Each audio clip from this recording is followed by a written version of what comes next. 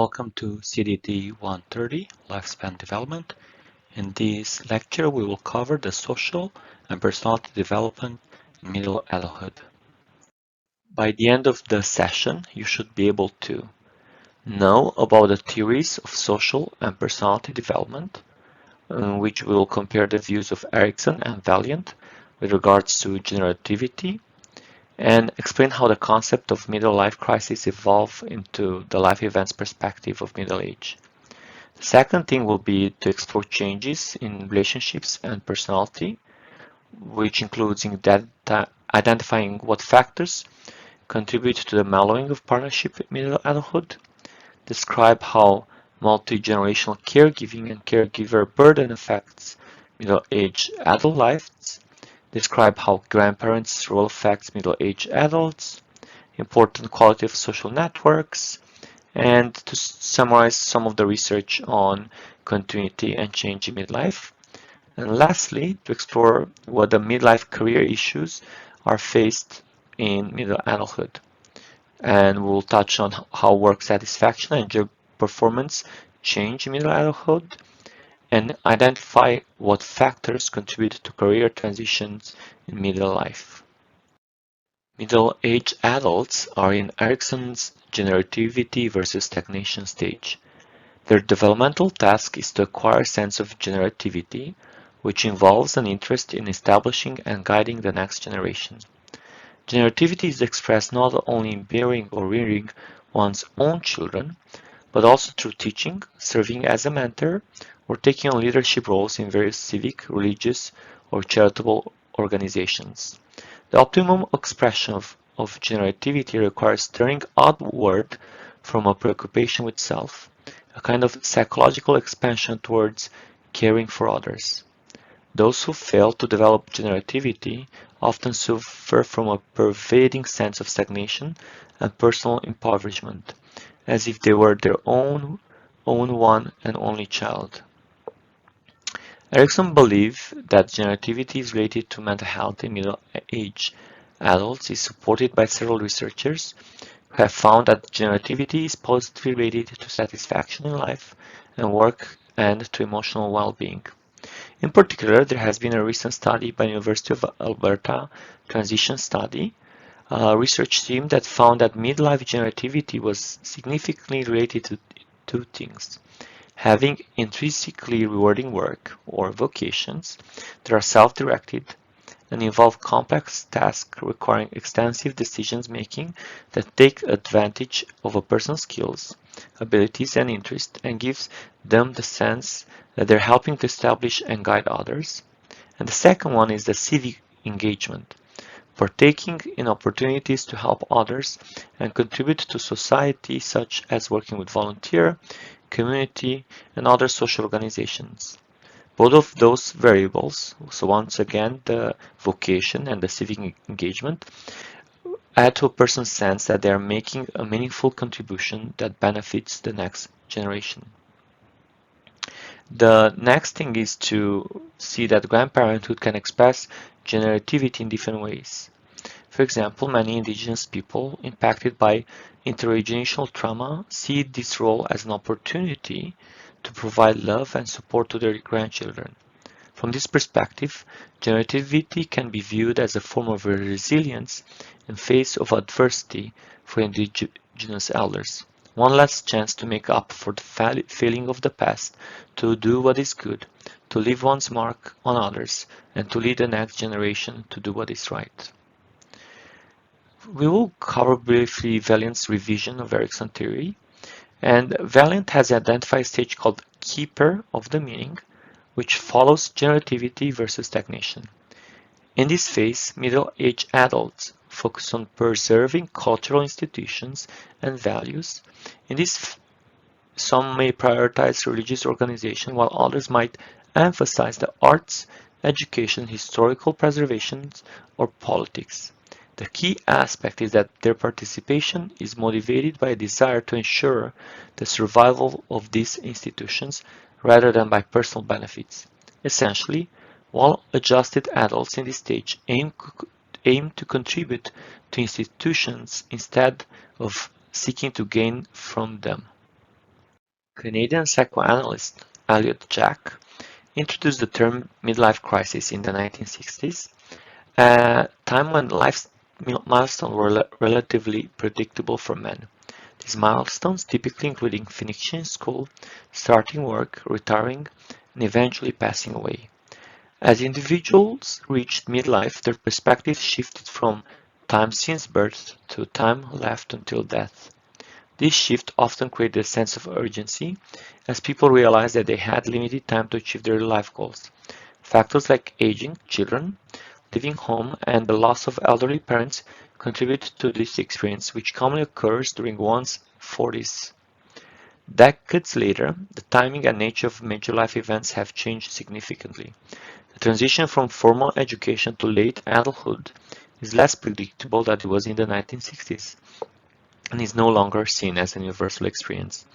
In Canada, both men and women engage in lifelong learning, go through different family living arrangements, and typically reach major milestones later in life. By the 1980s, the idea of midlife crisis was being questioned. In a study of over 500 men aged 35 to 70, the researchers found no specific age associated with signs of a midlife crisis. Researchers Susan Krauss-Whitborn studied 182 individuals over 40 years and found that the resolution of psychological crises continued to evolve into our mid-50s. According to Erikson's theory, crises associated with childhood, such as trust, autonomy, and initiative, can develop throughout adulthood. Individuals who face delays in resolving issues related to identity, intimacy, or generativity may eventually overcome early deficits and even surpass their peers. Conversely, ego integrity, typically seen as a late-life crisis, can become relevant early in life. Ultimately, we all experience Erikson's psychological crisis, but not in the same sequence or timing. Whitebird's longitudinal study, she found that at least through their 50s, adults generally follow one of the 5 life pathways. The meandering wave, which means the life was based on a low sense of identity. The straight and narrow path, which is predictable and routine were paramount, risk was avoided. The downward slope, which means life started out great, but after making some regrettable decisions, it took a turn for the worse. Or the triumphant trial, early life was a challenge, but through inner resilience, those challenges were overcome. And the last one, the authentic road. Life was characterized by self-examination and redirection to get back on a track toward a strong sense of purpose and satisfactions. And we'll cover briefly the life events approach as well. For middle-aged and older adults, crises often arise from specific events such as job loss or the death of a close friend or relative. This has led some developmentalists to suggest that a life events approach is more useful than a universal crisis theory. This approach examines both normative and non-normative events and how middle-aged adults respond to them. The physical changes of middle age creates a backdrop for significant life events, contributing to new stressors that require new coping strategies. Concerns about physical limitations increase during this period, alongside the typical experience of losing parents and facing work-related issues. For those with children, shifting parent-child relationship also adds to the stress. Moreover, many of these challenges can persist for years, such as caring for an incapacitated parent, leading to feelings of overwhelm. Compounding these stresses is role conflict, where incompatible roles demand more time than available, like balancing support for aging parents with attending a child's events. We will cover changes in relationships and personality. As suggested, family roles are still important for Canadian life in middle age. However, these roles change significantly during this period of life.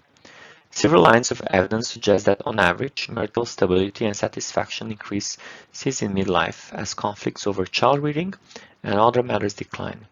In addition, as couples get older, the number of shared friends they have increases and the number of non-shared friends decreases. As a result, the social network tends to get a bit tighter and probably more supportive. Middle age which may be one of the reasons for age-related improvements in relationship satisfactions. Improvement in marital satisfaction among middle-aged adults may stem from an increased sense of control, akin to marital self-efficacy. Identifying effective problem-solving strategies contributes to this sense of control.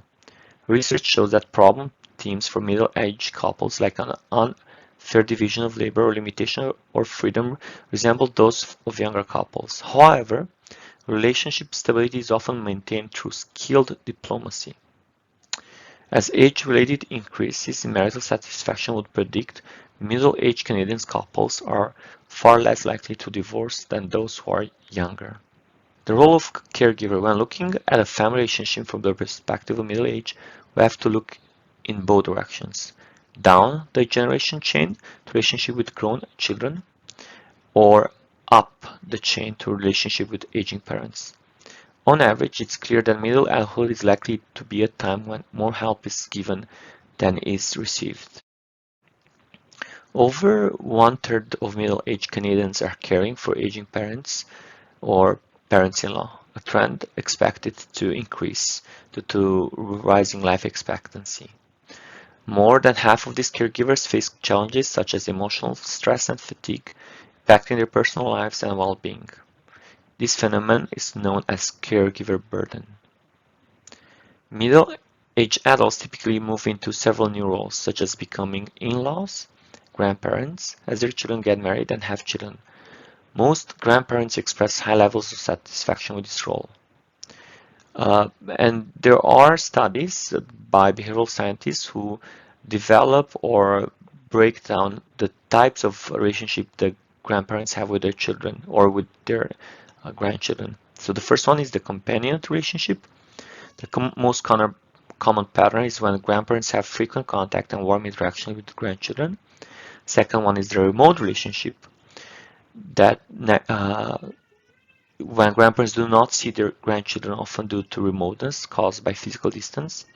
And the third one is involved relationship, is when grandparents are directly involved in everyday care of grandchildren or have close emotional ties with them. And lastly, friends. During this period of time, research indicates that friendship often declines in number during middle adulthood, but however, studies show as well that friendship can be just as intimate. Research shows that the big five personality traits are generally stable from childhood to old age. While these traits are largely established early in life, subtle age-related changes occur, with extraversion, openness, and neuroticism declining as adult age, while agreeableness and cautiousness typically increase until around age 70 when they might begin to decline. Overall, the Big Five exhibit stability but can also undergo some modification over the lifespan. Research indicates that while negative emotional often correlates across early to middle adulthood, many individuals, especially women, tend to become less negative over time. Additionally, agreeableness increases with age while risk-taking and impulsivity declines. Here's a critical question for you. Has your personality changed since you were younger? In what ways? How do you expect it to change as you get older? We will cover the midlife career issues. Work in midlife is characterized by two paradoxes. First, work satisfaction is at its peak in these years, despite the fact that most adults receive few work promotions in middle age. Second, the quality of work performance remains high, despite declines in some cognitive or physical skills. Canadians' likelihood of staying in their jobs is linked to job satisfaction, which tends to peak in midlife. During these years, individuals enjoy greater job flexibility and control compared to younger adults. Additionally, careers often become more stable in middle age, leading to fewer disruptions from job changes. Job performance researchers Paul and Margaret Baltz have offered that maintaining high job productivity or performance is possible because adults faced with small but noticeable erosions of cognitive or physical skills engage in a process the Baltas call Selective optimization with compensations. There are three sub-processes. The first one, selection. Workers narrow their range of activities, for example, by focusing only on the most central task, delegating more responsibility to others, or giving or reducing peripheral job activities. Second one is optimization. Workers deliberately exercise crucial abilities, such as by taking, training, or polishing rusty skills, so as to remain as close to maximal skill level as possible. And lastly, compensation. Workers adopt pragmatic strategies for overcoming specific obstacles, for example, getting stronger glasses or hearing aids, making lists to reduce memory loads, or even carefully emphasizing strengths and minimizing weakness when taken to coworker or bosses. Researchers note that older workers shift their focus in job performance, while younger Canadians prioritize career growth. Older adults emphasize personal fulfillment, job stability, and financial security. In today's competitive job market, it is not unusual for men and women to change occupation. However, career transitions can be more difficult in middle age than earlier in adulthood. Involuntary career changes face transitions due to external factors like job loss or skilled obsolescence, leading to increased anxiety, depression, and health risk. Job loss can strain family relationships, particularly marital ones, resulting in more negative interactions and increased risk of separation or divorce. Conversely, reemployment tends to restore health and emotional stability quickly. Secondly, the voluntary career changers move to new careers for various personal reasons, often seeking more meaningful and fulfilling work. Some desire new creative opportunities to express their personalities. In summary, Erickson suggests that the key task of middle adulthood is achieving generativity by mentoring younger individuals. Following this, Valiant introduced the stage of keeper of the meaning, highlighting the importance of relationship, resilience, and effective coping for healthy aging. Marital satisfaction is typically higher at midlife than it's earlier. This higher level of satisfaction appears to be due primarily to a decline in problems and conflicts.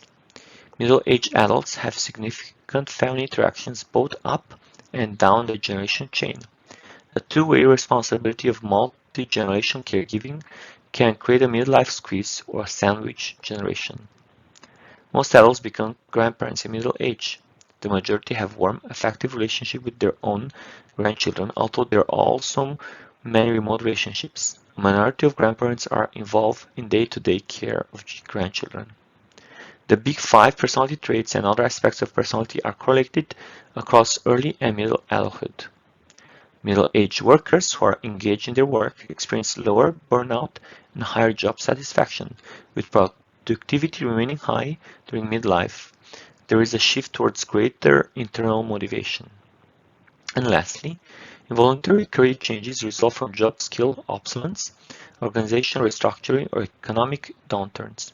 Middle-aged adults who make voluntary career transitions do so to pursue personal fulfillment or career advancements because they are prone to risk-taking. This lecture was based on Lifespan Development by Boyd, Johnson and B., Chapter 16.